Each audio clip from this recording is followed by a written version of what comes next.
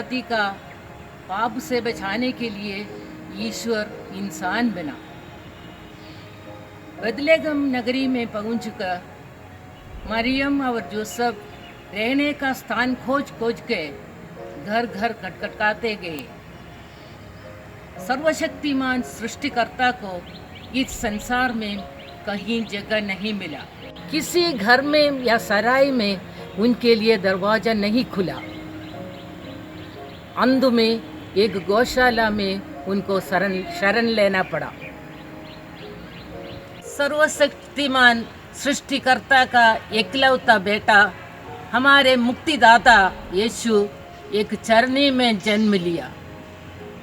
संत Lucas के सुसमाचार अध्याय 2 पद संख्या 12 में देवदूत चरवाहों के पास आकर कहा, आज मैं आपको और सब लोगों को आनंद का सुसमाचार सुनाता हूँ।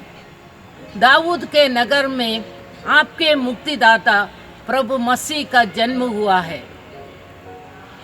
आप एक बालक को कपड़ों से लपेटा और शरणी में लिटाया पाओगे।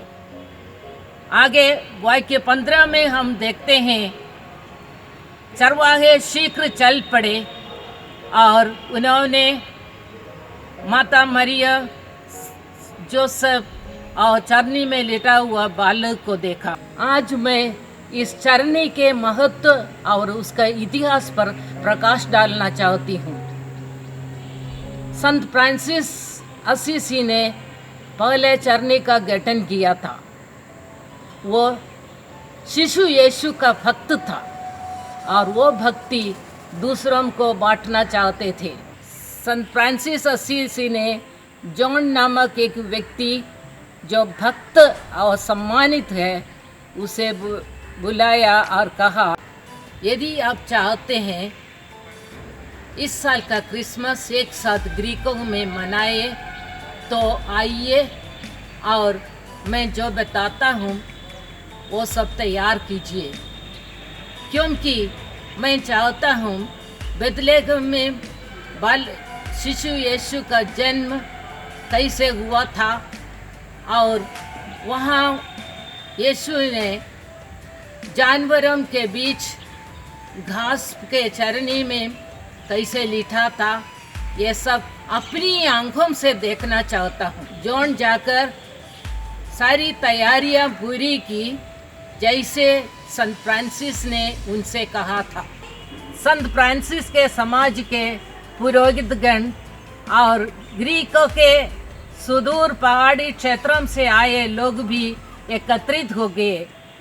वे बेथलेहम में जन्मे यीशु का आनंद मनाने के लिए और दर्शन के लिए उत्साहपूर्वक आ पहुँचे। रात मोमबत्ती की रोशनी से जगमगा उठी। ग्रीको एक नया बेथलेहम बन गया। ग्रीकों में ऐसा एक चरनी बनाने के लिए संत फ्रांसिस का उद्देश्य था क्रिसमस की घटना को चरवाहे और इलाके के किसानों के लिए पुनः प्रकटित करें। यह पूर्ण रूप से सफल रहा। उन्होंने क्रिसमस के सब तत्वों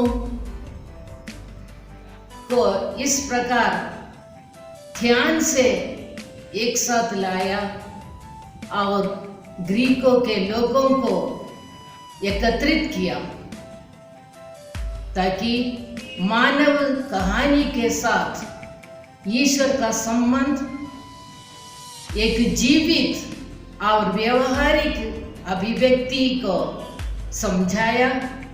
प्रार्थना एवं शिशु यीशु के प्रशंसा में संत फ्रांसिस का विचार ईसाई दुनिया में जल्दी से फैला और जल्दी ही चर्चों, घरों में चरनी बनाकर क्रिसमस मनाने का रस्में फैले। उनके समय में ही स्कूलों, अस्पतालों, धर्मशालाओं और शॉपिंग सेंटरों में हर साल सजाए गए चरनी हम लोगों को एक ठोस संदेश देता है कि ईश्वर वास्तविक है और वह ईश्वर हमारे साथ है। चरनी क्रिसमस का प्रतीक और एक महत्वपूर्ण हिस्सा बन गया। क्रिसमस की चरनी प्रेम, शांति और मेल मिलाप का केंद्र बना है। यह हमारे लिए एक गहरा संदेश दर्शाने का अवसर प्रदान करता है। क्रिसमस का संदेश है रक्षा का संदेश। यूहन्ना रचित सुसमाचार में कहते हैं, पहला अध्याय पहला वाक्य में, आदि में शब्द था, वो शब्द ईश्वर था, उसमें जीवन था और वो जीवन मनुष्य की ज्योति थी। वह ज्योति अंधकार में चमकती है, अंधकार उसे नहीं बुझाया और नहीं बुझाएगा भी। चरनी में लिटे शिशु यीशु आप सबों को आशीष और जीवन की सफलताएं और खुशियां प्रदान करे।